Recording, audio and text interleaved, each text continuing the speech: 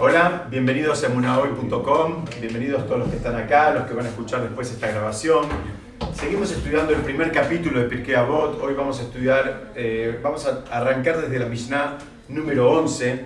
La Mishnah número 11 dice: Abtalión dijo: sabios, sed cuidadosos con vuestras palabras, pues podrían ser penados con el exilio y desterrados a un lugar de aguas malas.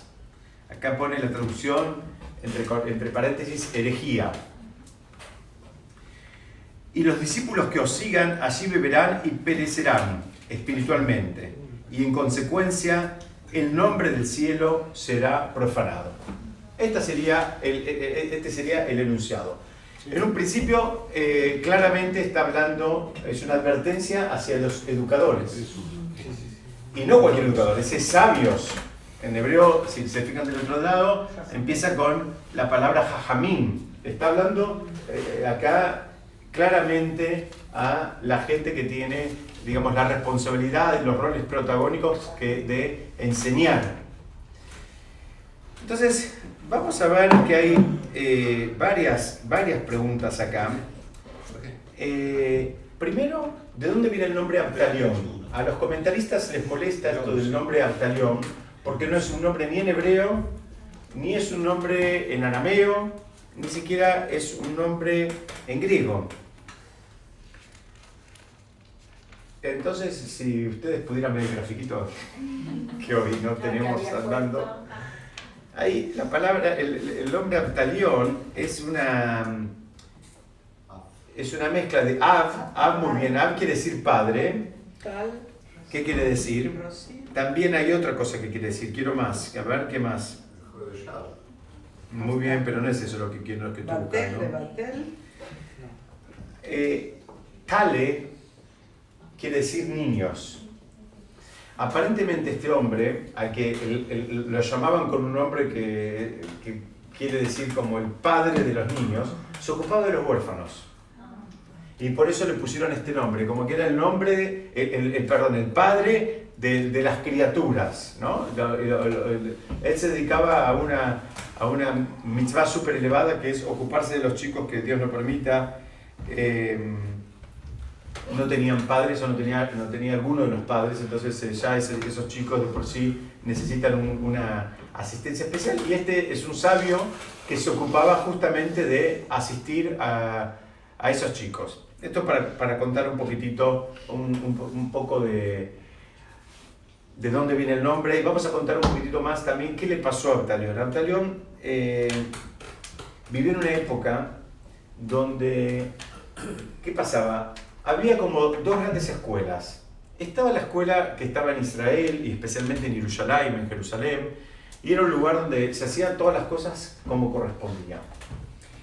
Pero ya en esa época, estamos hablando 2000 años atrás, en Grecia se había instalado de una manera muy fuerte un grupo que se llamaban los alegoristas, que ellos entendían que todo lo que trae la Torá son todas alegorías, y que en realidad podés hacerlo, no podés hacerlo, como que le pusieron como un manto de liviandad a todo lo que tenga que ver con la Torá y las mitzvot. ¿Qué pasó? Como todo, hoy mismo, en los movimientos que también, digamos, tienen mucho éxito. Los movimientos, digamos, si se quiere, no quiero poner nombres políticos, pero los movimientos que no están dentro de la línea ortodoxa, ¿por qué tienen tanto éxito? Simplemente porque la propuesta de ellos, en su mayoría, es, bueno, seguí haciendo tu vida igual que ahora, y agrega algo, por ejemplo, venir los viernes al templo y cantar con nosotros, y después te vas en el mismo auto que viniste y vas a comer al mismo restaurante donde vas todos los viernes y seguís con toda tu vida como siempre. Sí. ¿Pero a vos no te parece que eso puede ser una buena puerta de entrada hacia la religión? Absolutamente puede ser una puerta de entrada. Alejados. Lo único que hay que tener en cuenta es que, que es una estación de tránsito y no es una estación de destino. Cada sujeto, pero por lo menos le dan la posibilidad de que tenga una puerta que puedan abrir. Muy bien, lo que pasa es que no lo plantean. El problema, ¿sabes cuál es? Acá me están preguntando si esos espacios no podrían ser considerados una buena puerta de entrada. Hay dos problemas con esto. Si no pueden ser considerados esos espacios más, digamos, alejados de la ortodoxia como una puerta de entrada, que de hecho lo son. Lo son. Mucha gente que está... ¿Cómo? Me sacaste a hablar la boca, ahora iba a ir. Acá hay dos o tres problemas. El concepto de la puerta de entrada parece un concepto muy lindo, pero es un concepto muy riesgoso. Primero, que es una puerta de entrada a otra cosa que no es judaísmo. Es otra cosa. Se arrancaron hojas, se olvidaron, eso es otra cosa. No, la Torah es la misma y el Sidur es el mismo. Claro, lo único que es la misma, pero la práctica no es la misma. No viven el Shabbat de la misma manera, no viven el Kashrut de la misma manera, no viven las tefilot de la misma manera. Correcto, pero ¿quién tiene quién puede arrojar la primera piedra y decir bueno, que lo de él hay toda una tradición, no es que cada uno hace lo que quiere. Hay una tradición de miles de años y nosotros nos apoyamos en esa tradición de miles de años, donde yo hago las cosas como le hizo mi abuelo, como le hizo mi papá, como le hizo mi bisabuelo y demás. Acá hay cosas que hay gente que vino hace 200 años o hace 100 años y dijeron vamos a sacar esto, vamos a hacer lo otro. No importa, yo la verdad no me quiero meter por eso. Quiero darles un marco, simplemente no quiero hacer una discusión política, lo que quiero simplemente que por lo menos tenemos que saber con qué estamos lidiando. Yo creo que acá hay un concepto muy importante. La persona tiene que ser honesta y tiene que ser primero ser honesta consigo mismo. Y tiene que saber a dónde está yendo y qué es lo que le están proponiendo. Lamentablemente del otro lado no hay honestidad. Porque el otro lado no te dice, mira, la Torah dice que hay que comer kasher, yo no como porque me cuesta. Te dicen, bueno, si no comes no importa. Entonces no es algo honesto. ¿Entendés? Ellos adaptan las cosas. Entonces, ¿qué pasó? Lo mismo que estamos viviendo acá, hace 2000 años ya en Grecia estaban todos estos grupos que se llamaban alegoristas. La realidad de las cosas es que siempre esos grupos tienen muchos adeptos. ¿Por qué tienen muchos adeptos? Y porque la propuesta es muy cómoda, es muy fácil. La propuesta es muy cómoda. Es más light. Absolutamente. Y es como dije antes. Te dicen, seguir más o menos igual, agregar alguna cosita y estamos todos contentos. Hacemos una cosmética. O sea, tal cual. No se entra en ningún lugar de eso, van a ver que haya un estudio profundo, no hay un trabajo de midot, no hay un trabajo de cambiar alguna cualidad de la persona. Hay cosas que se quedan, es otra cosa. No, digamos, me estoy cuidando mucho de no juzgar, estoy nada más explicando que es otra cosa, no es lo que nosotros buscamos y lo que tratamos de incorporar para nuestras vidas. Entonces, ¿qué pasó? Había como esta doble escuela. Estaba en Jerusalén, el gran templo en su momento, y todo un sistema que funcionaba a la perfección. Y bueno, en Alejandría especialmente, se fue creando este otro espacio. Entonces, esto lo pongo como un background cuando él está hablando, no sea cosa que seas desterrado. Si la persona era desterrada, se terminaban yendo a Alejandría. Y ahí el problema de ir a Alejandría era que ahí terminaban entrando en un círculo, digamos, vicioso que los terminaba haciendo perecer espiritualmente, a ellos y a sus alumnos. Esto es como para darle un marco de qué está hablando Octavión, por qué habla de ser cuidadosos con las palabras.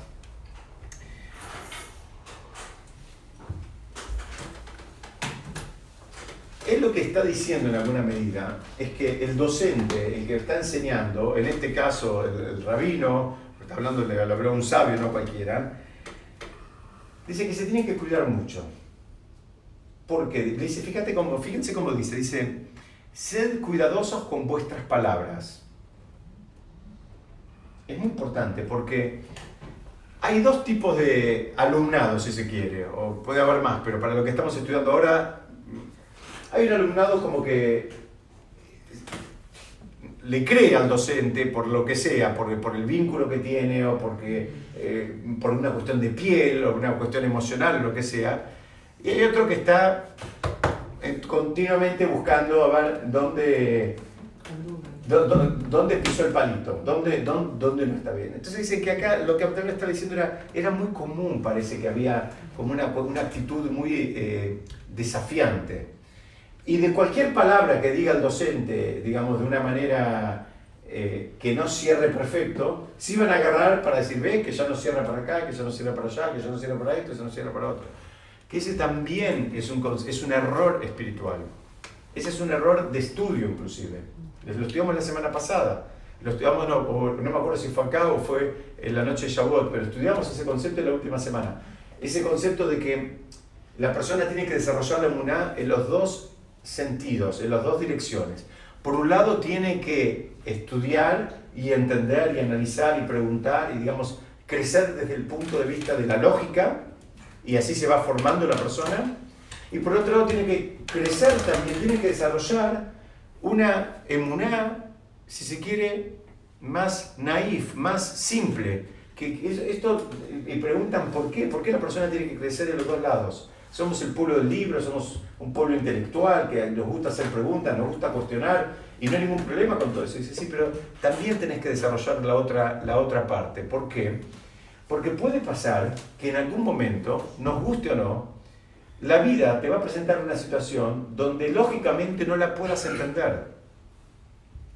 Y eso es lo que los sabios nos están diciendo. Nos están diciendo, mira, te tenés que acostumbrar a que no necesariamente vas a entender todo el tiempo.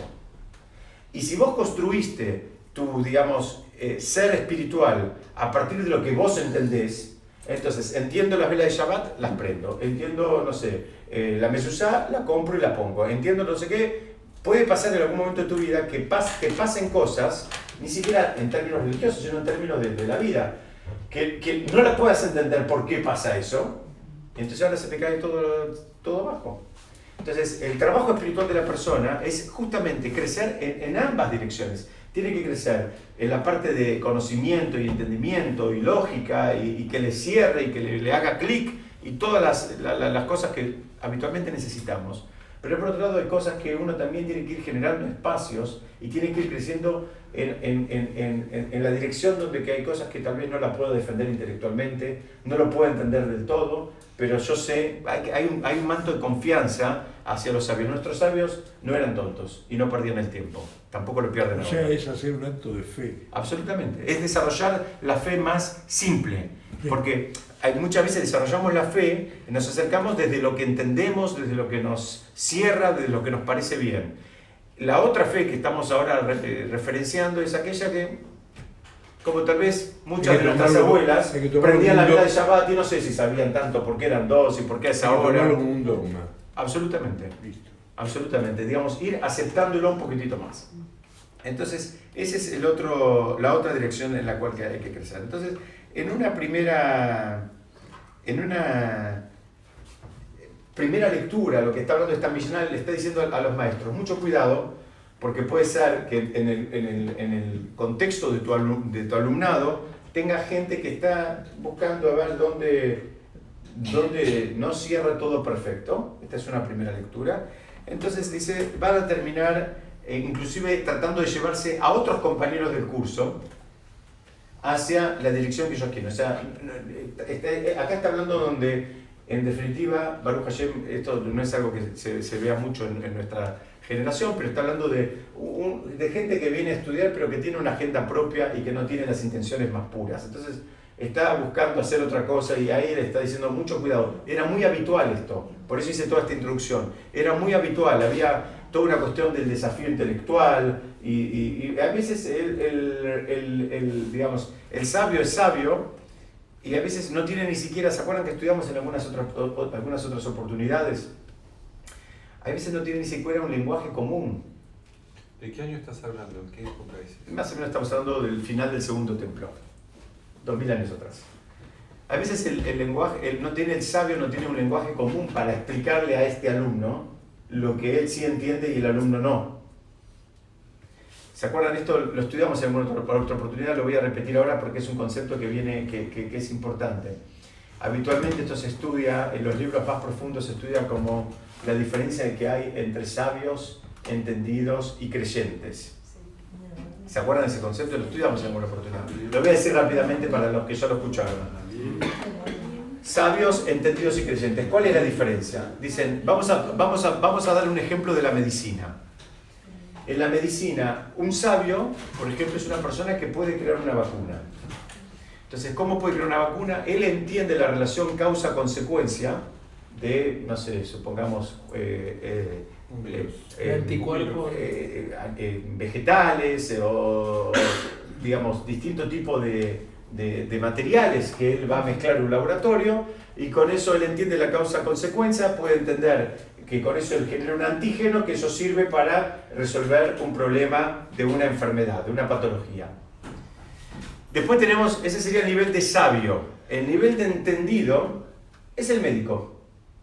El médico ya no puede él mismo crear una vacuna. Él no tiene esa sabiduría y entender de plantas y de química y de enfermedades y de órganos. No tiene esa sabiduría. Pero él sabe que si hay una persona que tiene una infección así, le doy penicilina y la infección se terminó. Entonces él ya, digamos, no lo puede hacer, por eso es un entendido, no es sabio, no entiende la relación causa-consecuencia completa, punta a punta. Él es un entendido, él entiende de esto, él sabe, bueno, tiene temperatura, le damos ibuprofeno y se terminó. No puede crear el ibuprofeno él. ¿Y el creyente quién es? El paciente. Absolutamente. El creyente ya no tiene ni la capacidad de generar una vacuna, ni siquiera entiende qué es lo que tiene que hacer ante en este caso, un poquito de temperatura. Pero viene el doctor y le da la receta, le dice, mire, se toma esto cada 6 horas, y él es creyente, va, no pregunta demasiado, no desafía demasiado que hay adentro de esta píldora, sino que agarra, la toma y se la traga y se queda callado. Se cura. Muy bien, y se cura, Baruch Hashem, se cura también. Entonces estos son los 3 niveles que hay en el mundo, si se quiere, material. Lo pueden extrapolar a cualquier otra disciplina y fíjense que también cierran. En el mundo espiritual también existe lo mismo. En el mundo espiritual también. Ahora el problema que hay, ustedes imagínense, que ahora va una persona que tiene temperatura y lo quiere desafiar al científico que creó el ibuprofeno, en este caso, y le dice, ¿sabes qué? A mí me parece que esto no va a andar. A mí me parece que no me va a funcionar. ¿Sabes qué? Yo no creo que haya adentro todo lo que hay adentro. Entonces, ¿qué pasa? Este científico... Hay gente que no se quiere vacunar. Muy bien, pero eso es otro tema. Pero este científico no tiene ni siquiera un lenguaje para explicarle a este paciente por qué es que el ibuprofeno lo va a ayudar con el tema de la temperatura. Estoy dando un ejemplo, llévelo cualquier otra cosa, si no quieren las vacunas. Yo me acuerdo, mi maestro, el ejemplo que él daba, él siempre daba un ejemplo que a mí me encanta, él daba el ejemplo de una plataforma de lanzamiento de un cohete en la NASA. Dice, muy bien, el creyente es como el que va un día a la NASA, lo invitan a que van a lanzar un cohete, y se para, y cuando están todos los ingenieros dicen, no, para mí esto no vuela. Para mí esto no vuela. No va a despegar. Entonces, si los ingenieros le quieren explicar por qué sí va a despegar, el problema es que no tienen un lenguaje común. Le tienen que explicar de física, de química, de mecánica, de electricidad, de astronomía. El hombre no tiene lenguaje común. Muy bien, en el mundo de la Torá también existe esto. A veces queremos desafiar, queremos entender, y tenemos que ser honestos, que a veces no tenemos las herramientas para entender lo que el otro nos quiere explicar. El otro te puede decir, lo que pasa es que son muy cuidadosos los sabios nuestros. El otro te quiere decir, bueno, ¿cuántas veces estudiaste el Talmud y te lo explico? Pero si no estudiaste ni una vez, no tiene sentido que sigamos hablando. Que es lo mismo que te podría decir un ingeniero, que es lo mismo que te podría decir un médico. Te puede decir cuántas horas estuviste en un laboratorio. Lo que pasa es que cosas que jamás se las diríamos a un profesional, como un científico, como un médico, como un ingeniero, a un jajam se las desafiamos. Pero no hay problema, porque la Torá en alguna medida fomenta eso. Pero tenemos que, lo importante es que tenemos que ser honestos y saber, porque la realidad de las cosas es que puede ser que Besat Hashem, en algún campo nosotros seamos sabios, la realidad de las cosas es que en la mayoría de otros campos seamos apenas entendidos y que en muchos campos seamos creyentes. Pero tenemos que ser honestos y saber desde qué lugar estamos parando, quiénes somos nosotros. Porque la realidad de las cosas es que el problema es cuando queremos discutir de igual a igual con todos los sabios, como que nosotros somos sabios de todos los temas. Y no es verdad, y no funciona así. Entonces, ya en esa época había problemas con esto. Y entonces Abtalión les está haciendo una advertencia a cómo es el sistema educativo, cómo se tienen que cuidar y cuáles son las consecuencias que esto trae. ¿Por qué? Porque en cualquier otra disciplina, si un alumno entendió mal, es grave, es muy grave, pero depende de la disciplina, ¿no? Si un alumno entendió mal y es un doctor, tal vez termina, Dios no permita, matando a un paciente. Si un arquitecto entendió mal, no sé, se puede hacer un edificio torcido.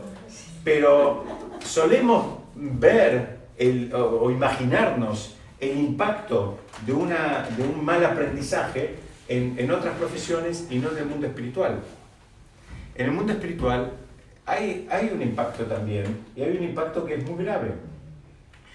Cuando nosotros vivíamos en Estados Unidos, yo iba a un templo que quedaba en una avenida. Entonces muchas veces había gente que pasaba, digamos como que el lugar invitaba, estaban caminando por ahí, qué sé yo, y pasaban. Y una vez estábamos en la puerta del templo, estábamos adentro y vimos que había en la puerta un señor que miraba y no entraba al templo. Miraba y no entraba. Entonces el señor, el Rab se acercó y le preguntó qué pasaba. Y el Rab vivía hace muchos años en Miami, pero era un Rab argentino, y este hombre era argentino. El hombre contó que cuando él tenía 10 años, era un hombre que tenía más de 40 en ese momento. O sea, estoy contando una historia que al hombre ya le habían pasado 30 y pico de años. Parece que iba en un templo a una actividad que era los sábados a la tarde. Entonces, los que habían ido a la actividad de los sábados a la tarde, a la noche podían ir a jugar al fútbol.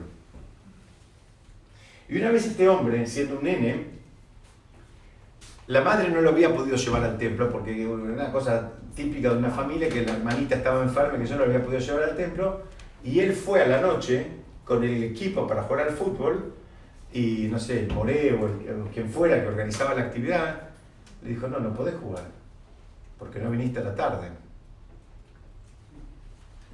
Ese hombre, 30 y pico de años, no entró nunca más a un templo.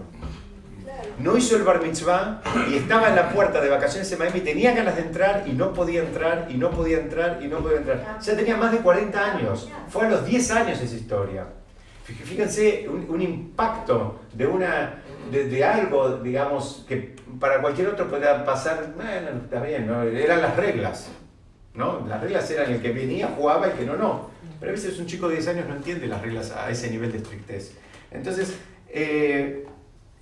insisto, en el mundo material nos es más fácil imaginarnos el impacto. En el mundo espiritual también hay impacto. También hay un impacto muy grande de algo que aprendemos mal. Lo aprendemos torcido, nos cuesta mucho más desarraigarlo. Desaprender es un proceso que es mucho más difícil y doloroso que aprender de cero. Cuando aprendimos a hacer las cosas de una manera, y esa manera después algún día nos damos cuenta que está mal, en cualquier ámbito estoy hablando, ese desaprender es mucho más difícil que aprender a hacerlo bien de entrada. Entonces, acá hay un tema también de la responsabilidad y justamente el judaísmo, fíjense, porque a vos cómo trae toda la concatenación, quién le enseñó a quién, esto no se le ocurrió a alguien, quién fue alumno de quién recibió, estamos buscando, digamos, ver la línea ideológica, la línea de formación.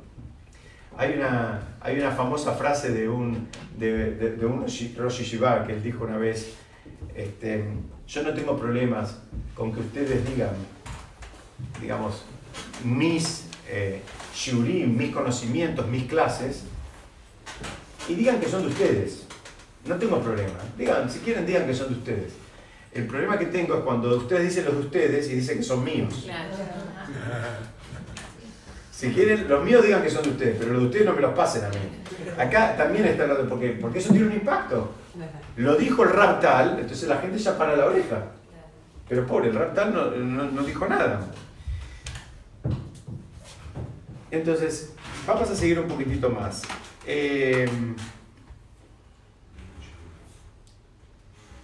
El problema del destierro, acá habla que lo iban a terminar mandando al exilio. Y él, acá, fíjense que en la Mishnah termina diciendo que ese exilio a un lugar de aguas malas. La Torá es comparada con el agua. Te está diciendo, mira, vas a terminar saliendo de un sistema. Hace poco estudiamos otra historia, ¿se acuerdan cuando estudiamos la historia de Sarab, que la esposa quería vivir en un lugar lindo con ríos y que se alejó del sistema ese? Acá está hablando del cuidado que la persona tiene que tener de no salirse de un sistema. El sistema a veces funciona para bien y para mal como una barrera de contención para que la persona, digamos, no se vaya de camino. Funciona con las amistades, funciona con los compañeros de estudio, funciona con los maestros, funciona con los alumnos. Eso da una contención. Ese cuidado, porque cuando te saliste, lo más probable es que te termines desbocando. Y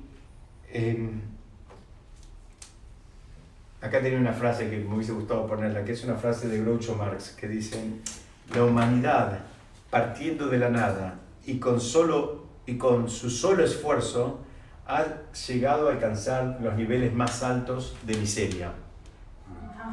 ¿Qué significa? Es lo que está diciendo, me dice, cuidado, porque cuando vos dejás suelto al libre albedrío por completo, sin una contención, algo que dé un marco espiritual, muy bien,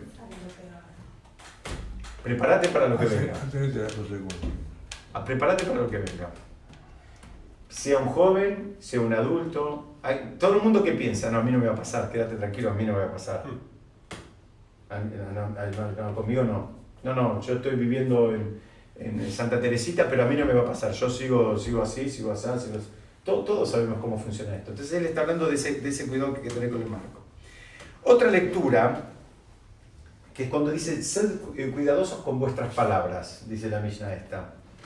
¿Qué le está diciendo a los sabios? Él está diciendo algo que también es un concepto recurrente en el libro de Pirkei Avot.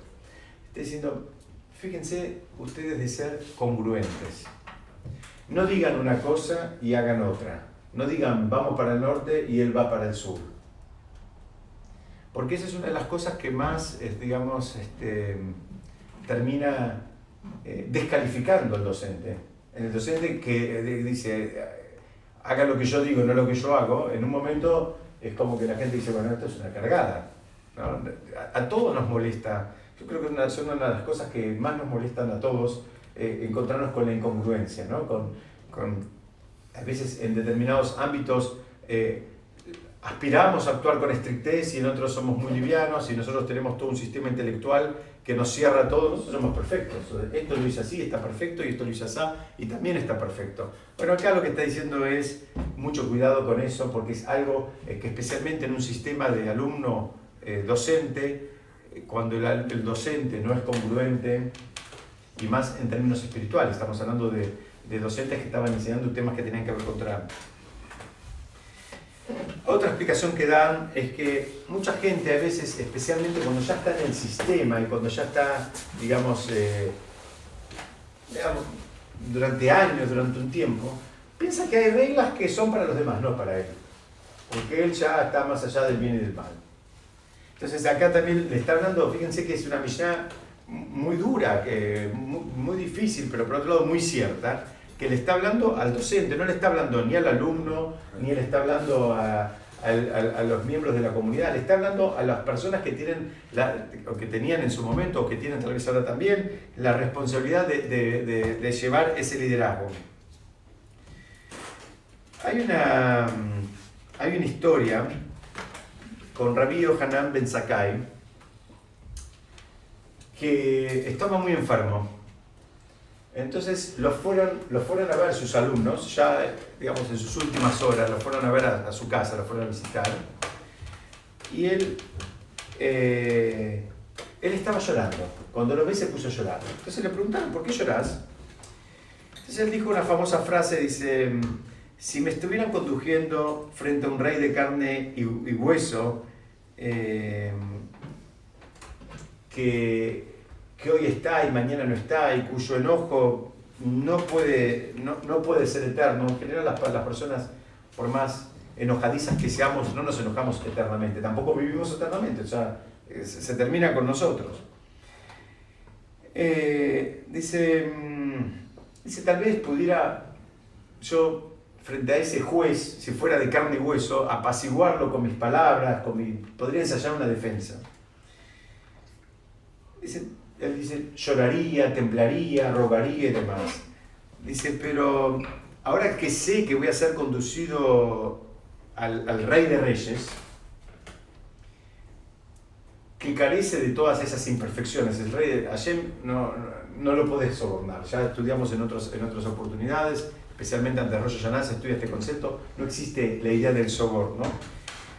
Dice, no sé por cuál de los dos caminos seré llevado. Esta es la frase que dijo Rabbi Yohanan ben Zakkai y sus alumnos. Estoy llorando y estoy temblando porque no sé por cuál de los dos caminos me van a llevar. Si me van a llevar por el camino del paraíso o por el camino contrario. Esto es lo que dijo Rabbi Yohanan Ben Zakkai. La realidad de las cosas es que los comentaristas dicen, esto está en el Talmud, en el Tratado Berajot, en la página 28. Los comentaristas dicen, estamos hablando de un gigante de la época del Talmud, no estamos hablando de una persona cualquiera. Y él dice algo, dice, me van a llevar frente al Rey de Reyes, y después dice, no sé por qué camino. O sea, por un lado, él dice, me van a llevar frente a Shem, pero ahora no sé si me van a... En definitiva, ¿qué está diciendo? No sé si me van a juzgar para bien o me van a juzgar para mal. No sé si, si habré pasado la prueba o si no pasé la prueba. Eso es lo que les estaba diciendo. Entonces dicen, insisto, con la pregunta, los comentaristas dicen, ¿cómo Rabbi Yohanan? ¿Qué nos queda para nosotros? Si él dijo eso, ¿qué nos queda para nosotros? No nosotros, los alumnos de él mismo. ¿Qué nos queda? Entonces, ¿por qué él tenía esa duda de si él iba a pasar la prueba o no? Entonces explican esta parte del Talmud, la explican de una manera muy interesante para lo que nosotros queremos estudiar hoy. Dicen, el maestro, ¿por qué él dice no sé cómo voy a pasar? Dice, porque como él fue un gran educador y tuvo sobre sus espaldas la responsabilidad de enseñar a mucha gente, dice, yo no sé cómo me van a terminar juzgando. ¿Por qué? Porque me van a juzgar en función de mis alumnos. El destino del maestro, en un punto, está anclado con el destino del alumno. Si el maestro enseñó mal, no es gratis. Si lo que él dijo, sí, se puede, jajaja, hagan esto, hagan lo otro, no sé qué. Bueno, esa mochila la tiene con él. Esa responsabilidad es una responsabilidad que no se termina. Alguien podría pensar, bueno, él era un tzadik. Sí, él era un tzadik. Pero todavía no sabe cómo terminó la historia con todos sus alumnos. Por eso él dijo que no sabe cómo terminó. Alguno de nosotros podría pensar y decir, bueno, Baruch Hashem, nosotros no tenemos tantos alumnos, no tenemos esa responsabilidad, no tenemos ese riesgo, no tenemos esa mochila. Tengo una mala noticia. De vuelta. Ahí está, pero iba por este lado. Tenemos los hijos. Los hijos son nuestros alumnos. Los hijos son nuestra responsabilidad. Son nuestra responsabilidad. ¿No? Hay una frase que dice que ¿quién cumplió Shabbat? El que su nieto cumplió Shabbat. Si tu nieto no cumplió Shabbat, vos no cumpliste Shabbat todavía. Aunque uses un sombrero hasta el techo y una barba hasta el piso. ¿Por qué? Porque hay una responsabilidad, hay una cadena y vos podés decir, bueno, yo qué culpa tengo si después se casó, si no, bueno. Son varias generaciones, ¿no? Hay que hacer muchas desfilas, porque la realidad de las cosas es que es muy duro, porque son espacios donde no tenemos control sobre esos. Tenemos control hasta un cierto punto, después no tenemos control. Bueno, es simplemente para que sepamos cómo se estudia también esta Mishnah. Dice, el que enseña a su hijo enseña a su nieto.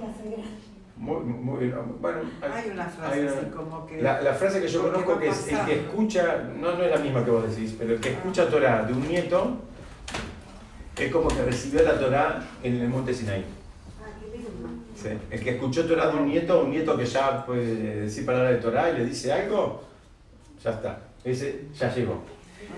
Entonces, ahora estamos entendiendo todo este concepto de la responsabilidad. Para cerrar un poquito esta primera Mishnah. Esta primera Mishnah entonces está hablando de la responsabilidad del docente, del cuidado que tiene que tener, especialmente en una época donde había alumnado malintencionado, se agarraban y buscaban cualquier excusa para descalificar al docente. Entonces también dice, cuídate vos también de ser congruente, vos tenés que ser íntegro, porque aparte las personas nos damos cuenta cuando el otro dice una cosa y termina haciendo otra, todos nos damos cuenta, en cualquier aspecto de nuestra vida, tarde o temprano nos terminamos dando cuenta.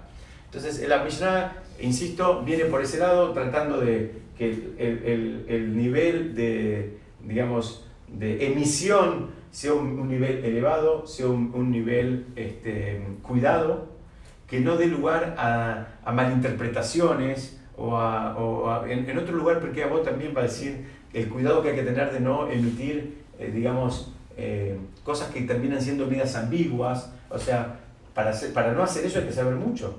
Para poder decir esto se puede, esto no se puede, hay que saber mucho más que decir, bueno, tal vez quizás hay quien dice, queda ahí todo en medio de la nebulosa. Hay que saber y hay que entender cuál es la responsabilidad. ¿Hasta acá hay alguna pregunta, algún comentario, alguna queja? No, perfecto. Vamos a ver la siguiente Mishnah. Dice, Hillel y Shammai recibieron la tradición oral de ellos. Hillel dijo, sed de los discípulos de Aarón, amando la paz y procurando la paz, amando a vuestros semejantes creados y acercándolos a la Torah. Esta es una Mishnah muy linda, donde en definitiva trae como protagonista a las dos famosas escuelas de Hillel y Shammai, que son las escuelas que después, terminaron haciendo un contrapunto permanente a lo largo de todo el Talmud. Son las dos grandes escuelas que discuten y que, insisto, discuten tratando de llegar al Emet, de llegar a la verdad. No había ninguna cuestión personal entre unos y otros. Inclusive después, más adelante, el Pirkei Avot mismo va a decir cuál es una controversia que es en aras del cielo. O sea, Leshem Shamaim se dice en hebreo. Dice, la que decían Shammai e Hillel eran dos escuelas talmúdicas que muchas veces estudiaban las cosas de una manera y uno las estudiaba de una manera, el otro las estudiaba de la otra, discutían. Bueno, la realidad de las cosas es que la halajá, en la mayoría de los casos, salvo en 8 excepciones, queda como Hillel. Hay 8 casos nada más que queda como la escuela de Shammai, pero Hillel, vamos a hacer una pequeña introducción. Hillel es comparado con Moshe. Dicen que Moshe vivió 40 años en Egipto, 40 años en Midian, y después lideró al pueblo durante 40 años en la salida de Egipto y del desierto. Tuvo 3 periodos de 40 años.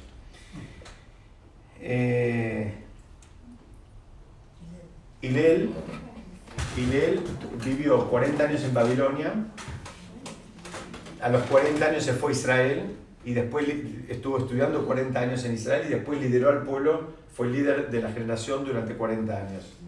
Y hay muchos que dicen, los que estudian la parte más mística, la parte más digamos profunda de la Torá, que Hillel era la reencarnación del alma de Moshe.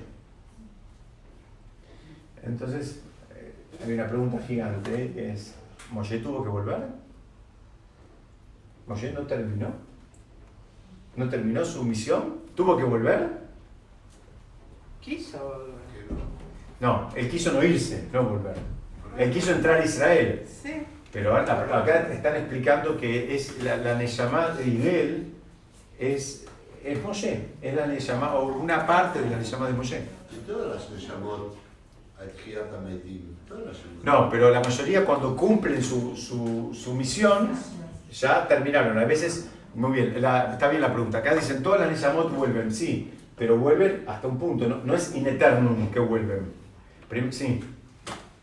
Nosotros decimos que tenemos que amar la vida.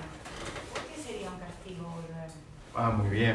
Muy bien, excelente pregunta. Acá me están preguntando, si nosotros amamos la vida y tenemos que amar la vida, ¿por qué sería un castigo volver? Un castigo volver no es que sea un castigo. La idea es que cuando uno vuelve es porque algo le faltó, si no, no haría falta que venga. Si él ya hizo el tikkun, ya completó la misión de él, no debería volver. Entonces explican, para entender esto, hay un libro que es el clásico de estudio que lo escribió un rab que se llama Menachem Azariah Mifano, que él explica casi todo lo que son las reencarnaciones y quién era quién. Él explica un concepto que para mí al menos fue sorprendente. Él dice así, dice, es verdad, Moshe cumplió toda la Torah, la recibió y mientras vivió todas las mitzvot que pudo y que estuvieron a su alcance las cumplió, y las que no pudo deseaba cumplirlas, con lo cual también se le considera como que las cumplió. Pero ¿saben qué? Moshe era millonario. Moshe las cumplió en la riqueza. Entonces ahora hacía falta ver, y venía el desafío de cumplir toda la Torah, pero en la pobreza. E Hillel fue una persona muy pobre, muy pobre. Hay una historia famosa de Hillel, que era una época donde parece que para estudiar había que sobornar a un guardia que había en la puerta, y Hillel dice que de lo que él trabajaba, y el Talmud da inclusive lo que percibía, de lo que él trabajaba, él le daba la mitad a esta persona para que lo dejen entrar a estudiar, Y la otra mitad era para comer él, su familia y todas las necesidades de su familia. Necesidades materiales, de comer, vestimenta, lo que fuere. Parece que un día no, esto era diario, un día no tuvo una buena recaudación, no lo dejaron entrar y él se fue por arriba del techo para tratar de escuchar la clase y no perdérsela.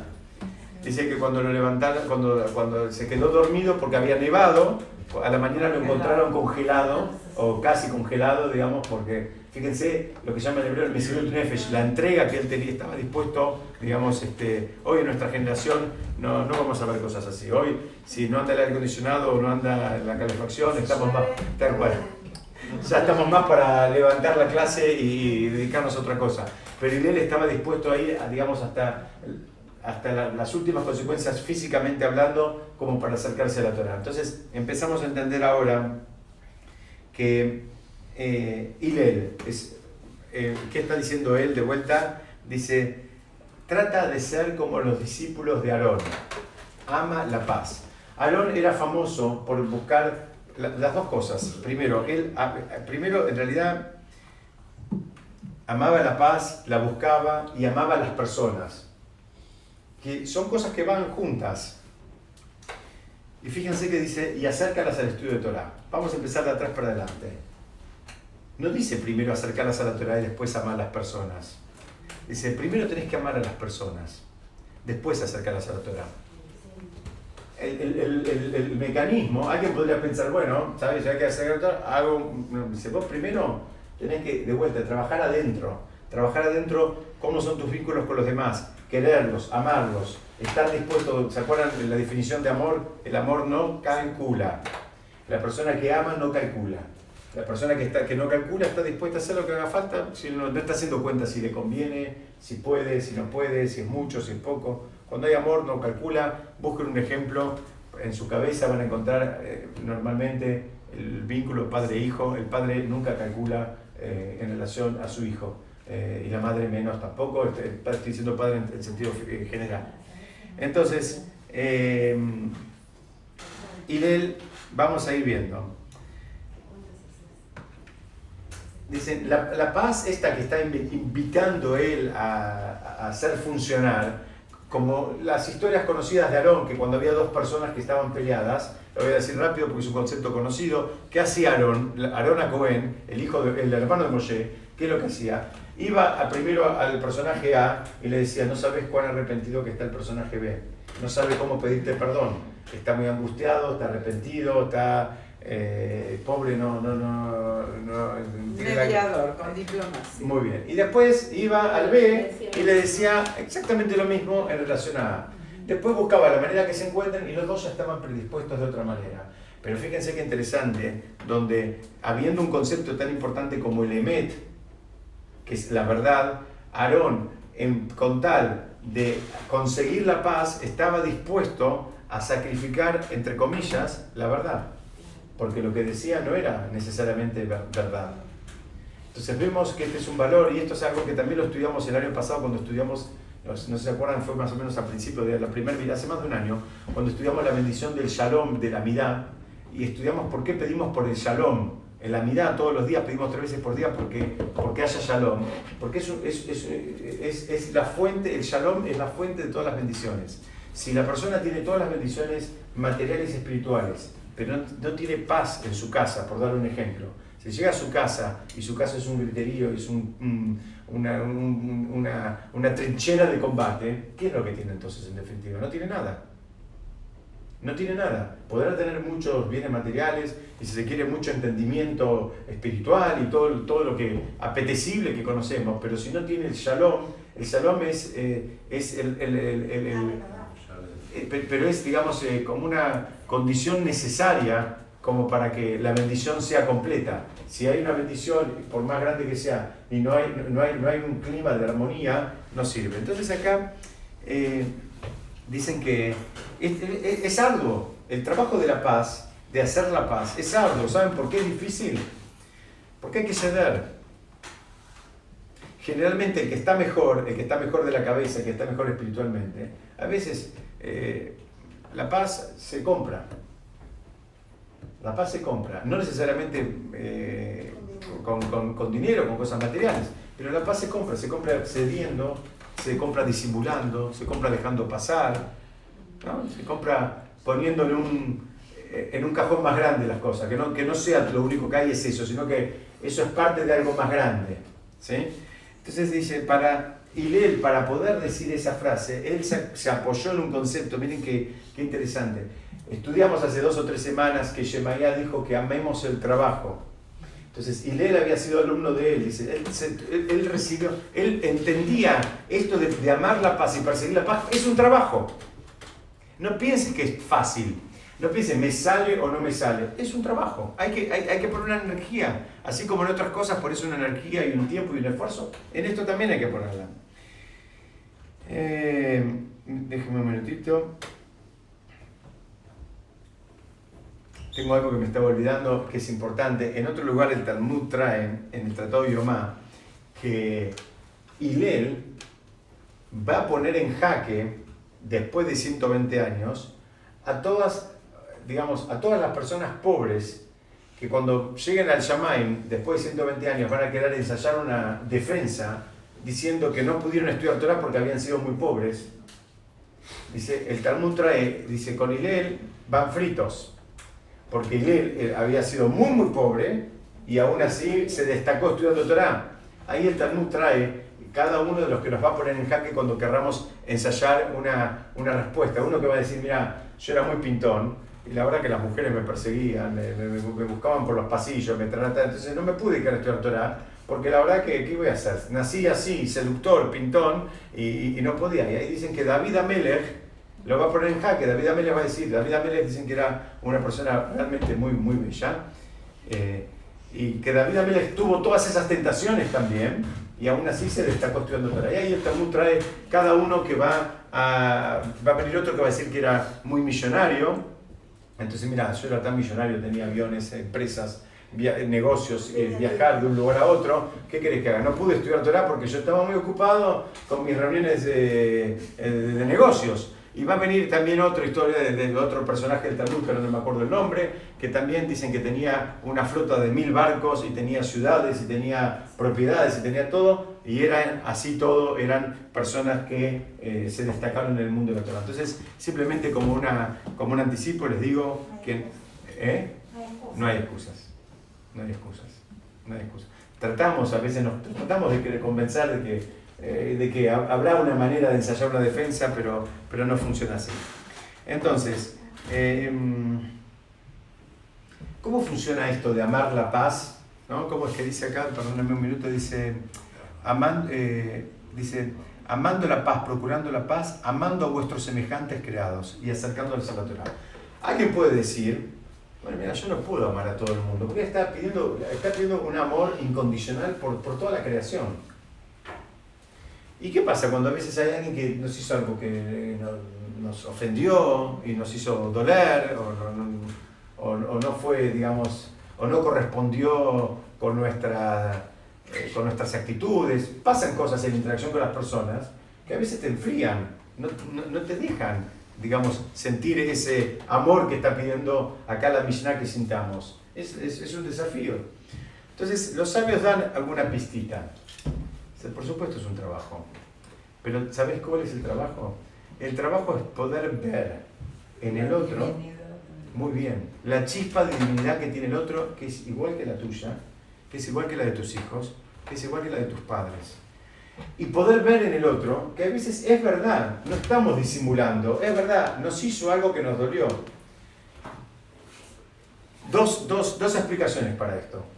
Primero, que él es un intermediario. No es él, ¿no? El Hafetz Haim dice, no te enojes con él, dice, si no te estarías actuando como un perro. Dice, ¿por qué como un perro? Dice, si vos agarras un palo y se lo tirás a un perro, ¿qué hace el perro? Corre a buscar el palo. ¿Y a quién le ladra? Al palo. Dice Hafetz Haim, no seas como un perro, no le ladres al palo, ladrarle si querés al que lo tiró el palo. Entonces, en este contexto, muy bien, o sea, lo que él te está diciendo es, date cuenta que esto es lo que te está pasando en la interacción con otra persona, es un palo. Vos no llegás, entendés que no es él, que viene de otro lado. Y hay otro concepto más. Entonces, para ir redondeando, tenemos el concepto de ver en el otro la chispa de divinidad. Entender que el otro no es digamos, la causa. El otro es un medio, no es la causa. El otro nos lo puso Hashem en el camino para que aprendamos cosas, para que cambiemos cosas, para que no repitamos los mismos errores. Puede haber un millón de razones, pero a él lo pusieron en nuestro camino para que hagamos un trabajo. No vino solo, no es él. Sí. Que a veces lo que odiamos del otro es un defecto nuestro que no lo podemos ver en nosotros y lo estamos viendo. Bueno, eso es algo, sí, que también se puede dar mucho, ¿no? Porque proyectamos y como vemos un las cosas. ejemplo para que no seamos así. Muy bien. Y hay una pista más. Estamos tratando de entender cómo es que podemos amar a todas las criaturas cuando hay algunas que nos hicieron, digamos, nos hicieron sufrir, ¿no? Por decir algo. Entonces, vimos la chispa de divinidad, entender que el otro es un medio, él no es la causa. Y la tercera es no dejarlo encasillado. La gente pasa de grado. No es lo mismo, este amigo tuyo de salita de 5 no puede seguir enojado porque no te prestó el borrador en salita de 5. Pasaron los años, no quedó ahí. A veces la persona también tuvo otras influencias, tuvo otros golpes en la vida, otras experiencias en la vida, se fue refinando, pasaron los Yom Kippur, pasó un Kippur, pasó otro. La persona ya no es la misma. Muy bien, en un momento pasó eso, bueno, tomalo como que fue una experiencia de un momento y de un lugar y no te quedes anclado con eso como para todo el resto de tu vida. Estas son por lo menos 3 pequeñas pistas que dan nuestros sabios como para tratar de desarrollar este concepto de poder amar a todo el mundo. O sea, vencer el rencor. Claro. Son aspiracionales también. Hay que trabajarlo. Claro. Hay que trabajarlo. Esto es muy fácil decirlo, pero después, si quieren, lo llevo a un campo mucho más material. ¿Cómo haces para amar a una persona que no te pagó? Ya no estoy hablando de que te hizo daño, simplemente no te pagó, o si quieren, miren, lo bajo un poco, no te pagó en tiempo y forma. Te terminó pagando, pero 6 meses tarde. Pero no es tan grave. Sí, muy bien, tal vez para vos no es grave. Hay gente, yo te puedo asegurar, en el mundo comercial, hay gente que queda anclada en algo que pasó en el año 1964 y el veraz es un poroto al lado del cerebro y el corazón de esa persona. Sí, Dorita. Pero a veces pasa más grave todavía, me parece a mí, que es cuando los padres, los hijos o los parientes se detienen en un hecho que los distanció, pasaron de salita de 5, pasaron a primario, a secundario, y cuando vuelve a haber otra situación, lo que genera la guerra como contraposición a la paz, es que se vuelve a recordar ese hecho. Y para mí eso es dañino, porque recordarle a un hijo todo el tiempo eso que te hizo alguna vez cuando ya pasó y ahora estás en otro problema, genera discordia. Muy bien, acá lo voy a repetir, acá están diciendo, están aportando que muchas veces lo que hacemos es como reavivamos el fuego retroactivamente, ¿no? Algo que ya pasó y supuestamente ya fue superado, ahora ante una situación, tal vez un escenario similar, lo reavivamos. Bueno, estas son todas cosas que hay que trabajar. Hay que trabajar. Lo que pasó a veces es información, no es que jajaja. Pero bueno, nosotros no somos los mismos, el otro no es lo mismo, el mundo no es lo mismo, cada uno tiene que ir aceptando eso, pero eso es un trabajo que hay que hacer. Esto decíamos recién, parece muy fácil, pero es un trabajo que hay que hacer. Pero tenemos que saber que este es el norte. El norte es poder llegar a amar a todas las personas. ¿Por qué? Porque todas las personas tienen una chispa de divinidad y merecen ser amadas porque tenemos la misma configuración. Aunque después la sociedad, la educación, las familias, el trabajo, el amor, el desamor nos fueron, digamos, distorsionando, ¿no? Nos fueron alejando. Fíjense qué interesante que trae el ejemplo en cabeza de Aarón. Aarón era el sumo sacerdote de la generación, el Cohen Gadol. Y alguien podría pensar que esta tarea era una tarea menor de andar buscando la paz. Y fíjense que estaba en cabeza del number one de la generación. No es un tema menor. Alguien puede decir, bueno, Este se dedica a acercar a las personas, diciendo, bueno, que siga, yo me voy a poner a estudiar, voy a hacer otras cosas más elevadas.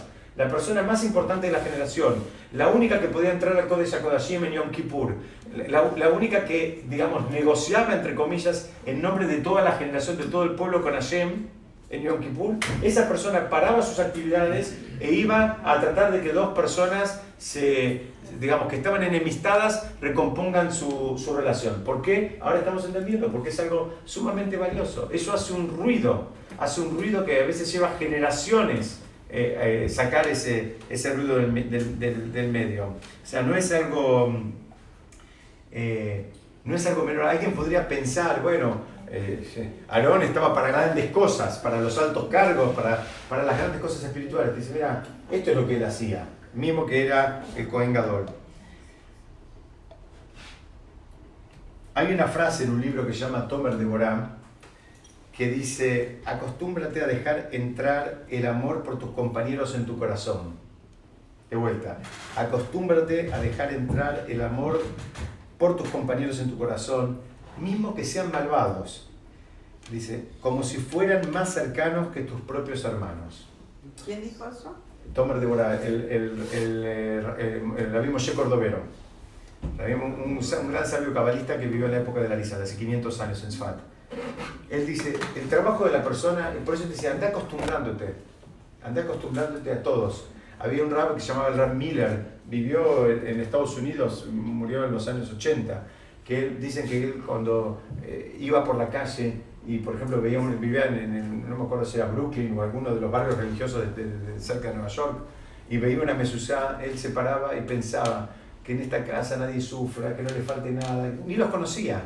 Pero desarrollaba esto simplemente porque vivía ahí y decía, bueno, que acá nadie sufra, nadie se vaya del camino, que no le falte nada, que nadie esté enfermo, que todos estén en armonía. Seguía caminando y volvió a acostumbrarte a eso. Es un ejercicio, es algo que hay que desarrollarlo. Algunas personas también lo tengan más naturalmente. Otros que tenemos el corazón más duro tenemos que trabajarlo. Es muy difícil, muy bien. Y a veces lo intelectualizamos mucho. Por eso dice, mismo que sean malvados. ¿Por qué? Porque a vos no te toca juzgarlos. La mitzvah te están pidiendo el Shamayim es que los ames. ¿Por qué? ¿Se acuerdan de este principio? Así como los que tenemos hijos, no hay nada que nos angustie más que ver que nuestros hijos se pelean. Dice, en relación a Hashem es lo mismo. Cuando Hashem ve que hay amor entre los hermanos, que en definitiva entre todos somos como hermanos en relación a Hashem, que es nuestro Padre, entonces esa armonía es una fuente de bendición. Entonces, bueno, deja pasar, no lo hagas tan grande, disimulá, y con eso... sin límite, digamos. Muy bien, excelente pregunta. Acá me preguntan si todo es sin límite. La realidad de las cosas es que la respuesta es sí. Por lo menos te estoy dando el norte. En el medio, entre el blanco y el negro, hay grises. Pero tenemos que saber el norte. El norte que tenemos que poder llegar a amar a todas las personas, mismo que sean malvadas, mismo que nos hicieron algo mal, tenemos que ir acostumbrándonos. Por ejemplo, si nos ataca el vecino. No, bueno, si te atacan... Me tiro un bombazo. Bueno, estos son casos, situaciones límites, pero en el camino hay que ir trabajándolo. En el camino tal vez tenés que amarlo igual porque tal vez el hombre está desquiciado, entonces no es... No me refería al vecino, sino ahí vecino, pero bueno. Bueno, voy un minutito más y ya los dejo. Dice... Hay algo que tenemos que, por lo menos si nos pudiéramos llevar este concepto, que creo que es un concepto importante, que el amor al prójimo que nos pide la Torá, que sintamos y que experimentemos, es indistinto, es independiente del nivel de la otra persona. No es que si es alguien bueno y elevado lo amo, y si es alguien malvado y bajo no lo amo. No es alguien muy bien, acá me está dando letra Moshe, muy bien, gracias. No es que lo amo por lo que tiene, por el dinero. No funciona así. No funciona así. Lo tengo que amar porque si es alguien pobre, ¿qué pasa? Si es alguien pobre, ¿qué pasa? Es lo mismo. Está mal. Pero el desafío es que tenés que poder amarlo, tenés que poder quererlo, tenés que poder... No deberías tener que decir esto. Absolutamente, pero ya decirlo, estás haciendo una discriminación. Muy bien, porque la realidad de las cosas es que la hacemos. Yo te puedo asegurar, hay una mesa, hay mesas, suponete que entras a un evento, hay mesas, y en una mesa están sentadas 3 personas que vos conocés, que son de los que piden limosna en la calle, fíjate cuánta gente de ese evento que entra se van a sentar a esa mesa o se van a sentar en otras mesas. Sí, yo entiendo, pero una cosa es que vos digas, tenés que amar a una persona mala, malvada, porque eso es un esfuerzo que uno tiene que hacer. Pero decir tenés que amar a una persona pobre es... No, yo lo estoy diciendo a propósito, porque a veces nos nace más natural amar a una persona rica. Ahora, vos no tenés que juzgarlo, vos no tenés que mirar el balance, vos no tenés que nada. Es una persona, muy bien, hay que desarrollarlo. Iba por ese lado de la idea, no porque a estos sí, a estos no. A todos, ese es el norte. Pero evidentemente nadie lo cumple. Pero Hashem, hay mucha gente que lo cumple. Acá me dicen que nadie lo cumple, hay mucha gente que lo cumple, hay que trabajarlo. 2 ideas más y los dejo. Dice, repito algo que dijimos antes, el esquema es primero amás, ¿no? Así, dice así, actuó Hashem. Hashem primero nos sacó de Egipto, después nos dio la Torá. Alguien puede decir, bueno, yo quiero hacer al revés. Primero lo quiero acercar a la Torá y después te amo. No, ¿sabes qué? Primero te tengo que amar, después te acerco a la Torá. Así te dan ya la pauta. Dice, ¿por qué? Porque con amor hay muchas más chances de influenciar en cualquier ámbito. En cualquier cosa hay muchas más chances. Y lo último es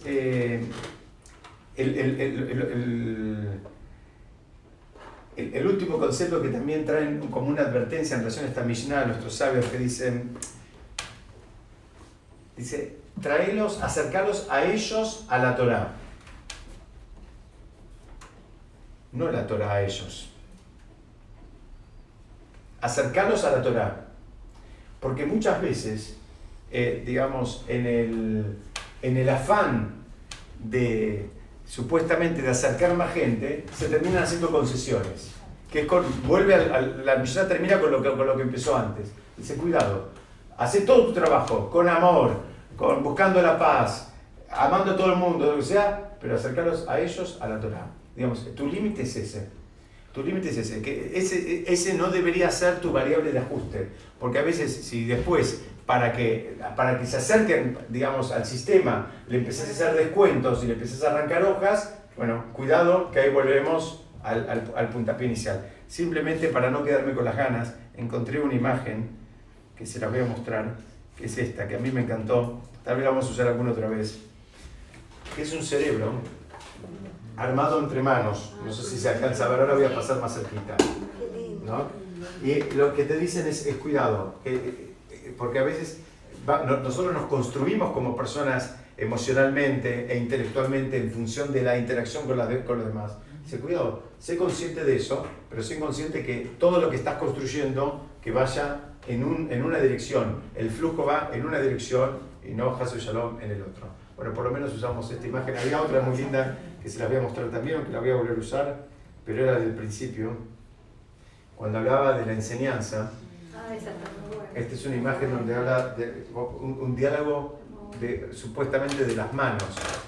Cuando pide de la congruencia, la congruencia de la persona, dice, cuidado, que independientemente de lo que digas, lo que hagas, todo el mundo lo está leyendo.